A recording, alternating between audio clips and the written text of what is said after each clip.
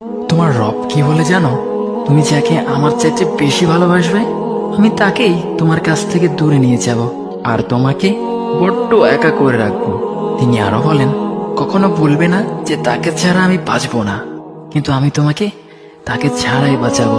পিছনের সব আবেগ কেড়ে নিয়ে তোমাকে দিব্যি সামনে এগিয়ে নিয়ে যাব। তুমি কি দেখো নি, ঋতুরাও যে 2 মাস পর পর বদলাতে থাকে, ছায়া দেয়া গাছের পাতাও তো শুকিয়ে যায়, আর যখন সবর হারিয়ে ফেলে তখন ঝরে পড়ে। কিন্তু তোমার রব তো ধৈর্যশীল ও পরম দয়ালু। তিনি তো সেই ঝরে যাওয়া পাতার ঢাল থেকেও সবুজ পাতা গজান। তুমি কি দেখছো না তোমার স্রষ্টার এই নিদর্শন? যে মানুষটাকে তুমি নিজের জীবনের চাইতেও বেশি ভালোবাসতে, সেই মানুষটাও একদিন অচেনা হয়ে যায়, তোমার মন ভেঙে যায়, এমনকি বন্ধুর শত্রুতে পরিণত হয়।